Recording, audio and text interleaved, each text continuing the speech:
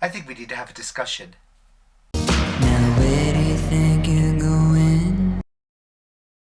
What's up, ladies and gentlemen, boys and girls, everyone between? Welcome to another new video. So, this is mainly going to be kind of like just a talking video. So, I was thinking of the whole idea of consent recently. Like, specifically, consent within the gay community. I think there is sort of like this idealism that everything we talk about in terms of morals should be simple, should be like fully cut to the chase, like black and white, easy to understand. This and this equals that, regardless of whether it's this or this. If that's happening, it's wrong. If this is happening, blah blah blah, whatever, all this other stuff, it's right. We want morality to be simple and easy to understand, but the thing is, it's not always like that, really. Because the sad reality, or the generic reality, is just that things are complicated. There's all kinds of blurred lines, if you'll excuse the expression, moralistic, like gray areas, and perhaps just even utter confusion as to who is at fault in any scenario. And for all the progress that we've made so recently, it's like ultimately you still have to remember that being gay 5 years ago, being gay 10, 15, 20 years ago was vastly different than it is now in so many ways. And I do think that plays a big role in how we approach the idea of consent. Because being gay was tied to shame for so long, to perversion, to disgust, to secrecy and self-destructive behavior, let's be honest. And even if all of these things are disappearing slowly for the majority of the new young gays out there, who are largely the ones voicing out their opposition to a lot of these issues and a lot of these gray areas as we've grown to see them, like, there still are a lot of shadows of these and still twinges of these to how they affect us. Sometimes it's good, sometimes it's neutral, and most times it's probably bad. I mean, look at the whole gay cruising scene. Like, cruising was a total act of desperation. And yet now, there's people who go into the cruising scene for only the simple fact that it's just vibes. It's going somewhere where it is very clear what you want, it's very clear what the other person wants, and you can just ease into it and fully know that both of you are going to get exactly what you wanted to get out of it. That's something that's changed, even though it's historically like so murky and rooted in shittier times. So I started thinking about this whole topic because a friend of mine had a Grindr experience. Yeah, I know Grindr. Like, if something bad's gonna happen, it's gonna happen because of Grindr. But like, he was talking to someone. He had explained his boundaries. He said what he was into, what he wanted to do, what he wanted to not do.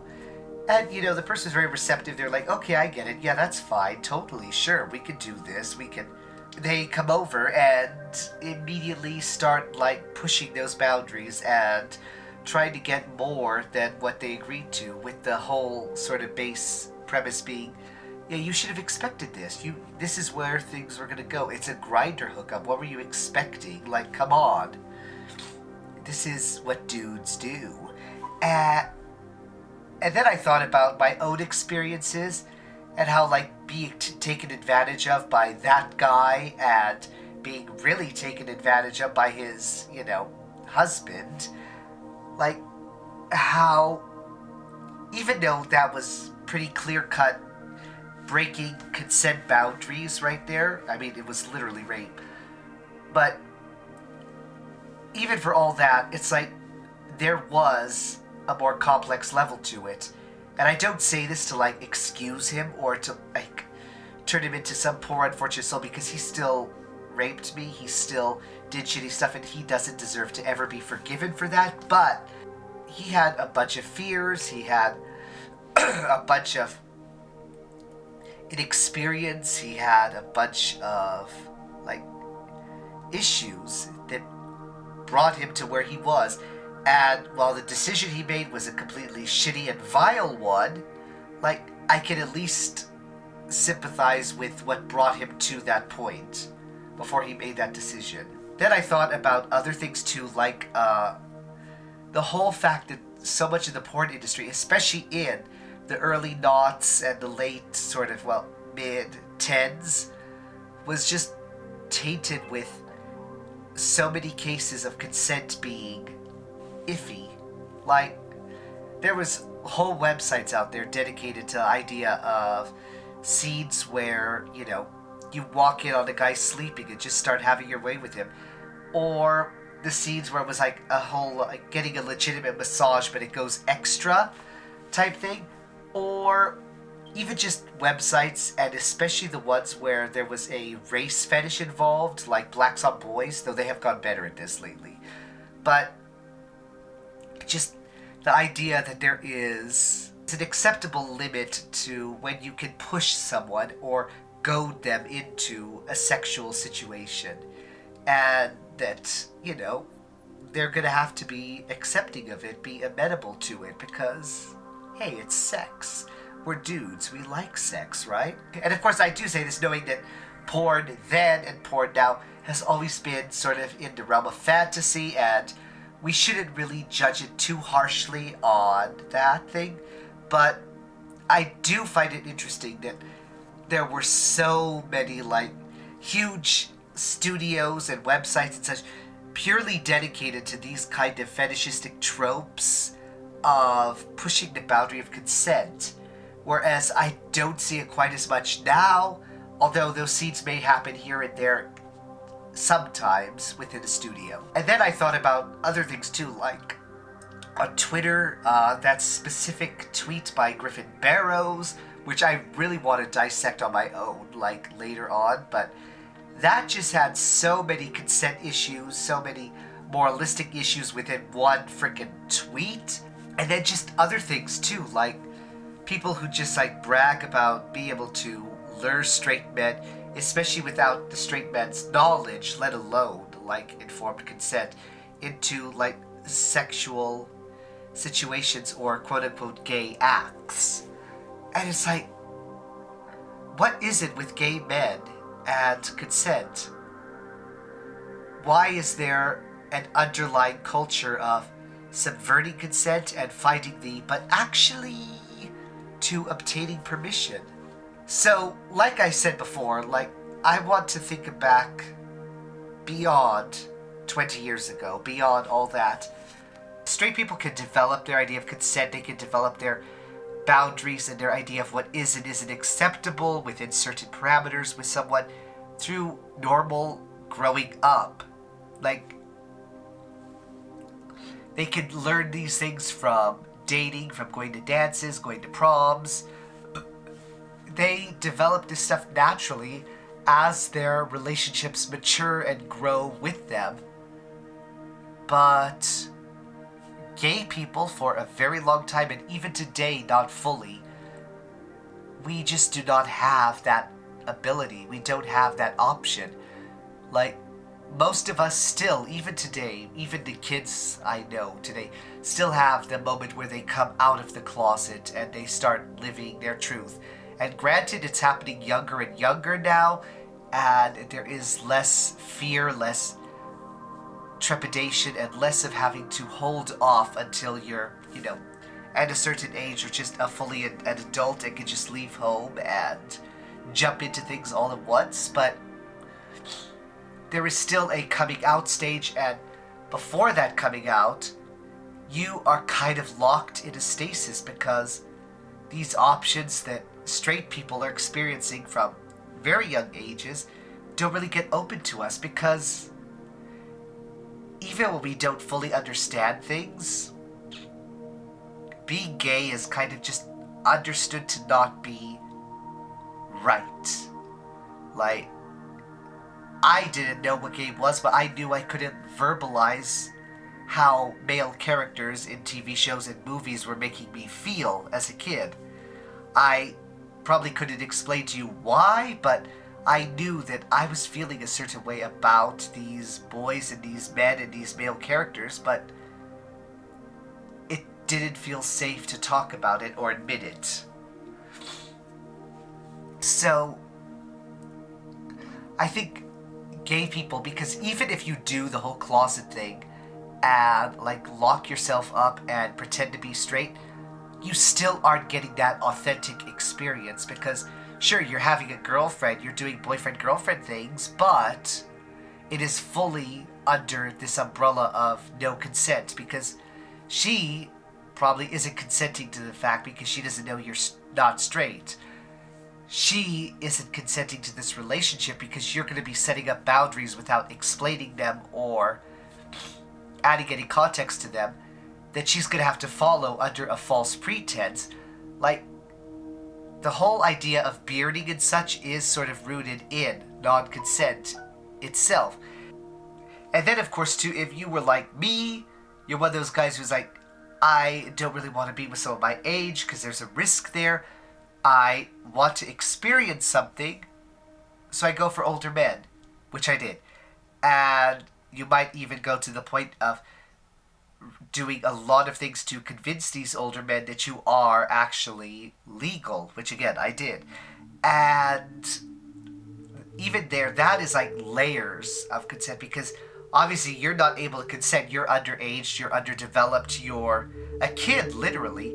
And you're trying to push yourself into these mature, complex adult situations that you really don't fully have the breadth to understand. While at the same time, you're withholding or altering information from these older guys too that invalidates their ability to consent to the situation. Because, okay, sure, I know the current discourse is like, all older men who engage with these younger guys are obviously predators and, you know, obviously know and obviously have more of the responsibility. But I do feel like this is one of those areas that is more morally gray. Not to say that I would ever have an excuse if I did. You know, I'm not going to James Charles this and be like, oh, it wasn't my fault. Like, I didn't realize, but it's like,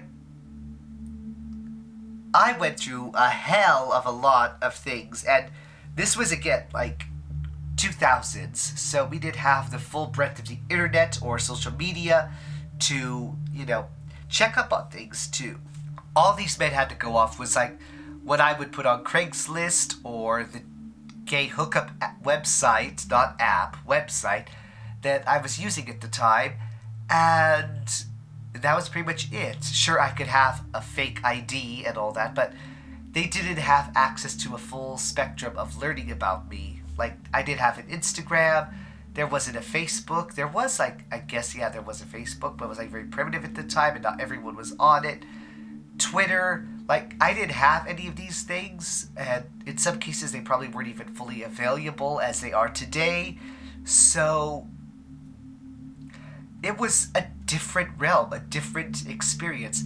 And all these guys really had to go off of was, A, how I looked, which, you know, honestly, I stopped maturing at a certain point. Like, you look at pictures of me from about 15 all the way up to 23, I look identical all the way throughout. And then from 23 onward, which was also I started exercising more, you do see a change in my appearance from there. But that could just be aging, it could be the change in my lifestyle, but honestly, I didn't really age much from those points. So 23-year-old me probably could have passed as 16, but vice versa, 16-year-old me could have passed as 23 because I looked the same pretty much throughout those. And that was all these guys had to go off of between that and the faked ID. So, like, I would say that in at least some of the situations, I was taking away their ability to consent just as much as they were taking away mine by me being underaged. Whether it's the stuff like I said, like going after older men and lying about our age and lying about all kinds of things just to get with them, that's something. What about when we find someone attractive who's our age, but he's probably straight? Or at least he's not out, or at least we're not out, so even if they were out, we can't really jump into that, because people know they're out, so if we try to get with them, people will be like, hey, that guy's out. This guy's being like weirdly close to them. So connect the dots. And it's like, when I think about some of the ways that I fantasized about other guys, like, damn. Like, okay, I know everyone does to some degree. Like, you find someone attractive, even if you don't talk to them, even if you don't, like, pursue it in some way. Like, you could have, like, little fantasies about them or little dreams, sometimes even without thinking about it. But for me, the thing that sticks out the most is that because I couldn't, like, actively pursue a guy, because I could actively just be like, hey, I think you're cute, are you interested? Or I receded into a realm of fantasy in a really hard way. Like, I would think about these guys in so much detail. I would memorize every aspect of their body I could, and I would put that into fantasies and just eroticize them and have them do things to me with mouths, with their fingers, with their dicks, with their butts. I would put these guys into deep situations in my mind repeatedly, and it's like, at what point does this go from just being fantasizing like any normal teenager to being an actually sort of creepy, like, breach of consent? Because it reached realms. And if you listen to other gay guys talk about the stuff they thought about with guys in college, guys in high school, guys in all this, like, it is crazy. Even within my spectrum, hearing what some other guys have thought about, you know, their peers, about the guys they were attracted to, it can be crazy and almost scary, like how far we were willing to push those fantasies just to satisfy our own, you know, desire to be with a guy. And the few times we do get to explore consent, it is in one of those weird moments of just like passion, of lust, of aggression. Like, the only real consent I think I ever experienced from the ages of like 18 to 23 was the kind of consent you get in a poorly lit bathroom stall, or in a dark alley behind some houses where no one can see you, or in a park with bad lighting and a bench that's just the right height to get fucked on. That was the kind of consent I dealt with. Only that. I didn't really get to explore consent as a concept of dating someone, getting to know a person, getting to understand their boundaries. It was just in the element of, yeah, I want to be with you, which inherently meant, yeah, I want to fuck. Yeah, I want to come. Yeah, I want to have some pleasure with a man in my life. Sure, there were sometimes like little post-fuck conversations as we were like waiting for the cum to dry off of our bodies, and those were fabulous, but I never got to just experience being with a guy. I never got to just experience having a date. It was always a precursor to sex, or somehow tied to sex in some way, or under the understanding that this was going to be a fleeting one-off encounter that would never be repeated again. And the funny thing is, it's not just that I don't think I ever learned how to read consent in other people.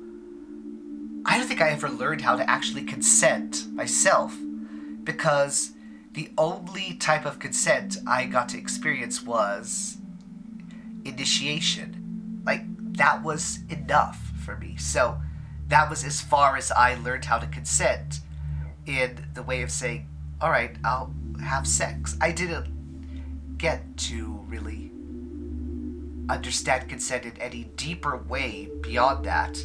And I'm not saying any of this to like excuse guys who like, you know, scoot around consent or try to push it or try to push boundaries. I'm not saying any of this to say that, oh, poor them, or say that, you know, try to understand it from their angle. Because like, if you're pushing consent, if you're pushing boundaries without the other person being okay with it, that's wrong, no matter what. But I do think if we want to change these things, something that we do have to be able to have the uncomfortable conversation of, what is it that pushes you into a situation where you feel like this is acceptable? Like I said about the guy who actually raped me. I'm not going to forgive him for the rape. I'm not going to excuse the rape and be like, oh, it's okay, it's fine what he did. But I can understand and sympathize with the problems and struggles and the journey he was having that led him up to that point where doing what he did was one of a set, limited list of options that he felt were available to him at that time. That he took the wrong option and did the wrong thing to me doesn't change. But before he did that, it is an understandable situation, at least to me. So, never forgive someone for taking away your ability to consent, but if you do feel like it is healthy for yourself to try to understand why they did it or what led them up to that point, go for it. Because if you want to understand someone doing something like that, it's as important, I think, as understanding why you do consent or why you don't consent, or why other people do and don't consent. Be able to understand these things is an issue. And of course, I know there's a lot of other issues behind why people don't accept consent or don't consider consent. There's just stuff that is like toxic masculinity in general, male entitlement stuff that doesn't really have to do with gays specifically. There's a whole blanket out there, but this is just one aspect that really feels close to me, so it's the one I want to focus on. And yeah, like, no guy should be doing that at all, period. So yeah, this was this video. I kind of planned it out. I had notes I was looking at over here, but I also winged it a lot, so it's probably more of a ramble like every other time I do a talking video, but oh well. If you enjoyed it, like, comment, subscribe. Let me know your own opinions. Let me know your own ideas and things you disagree with, things you do agree with, etc., in the comments, because this is a topic worth discussing, I think. And of course, I will see you guys in the next video. Remember, life always gets better as long as you work at it brick by brick. See you in the next one.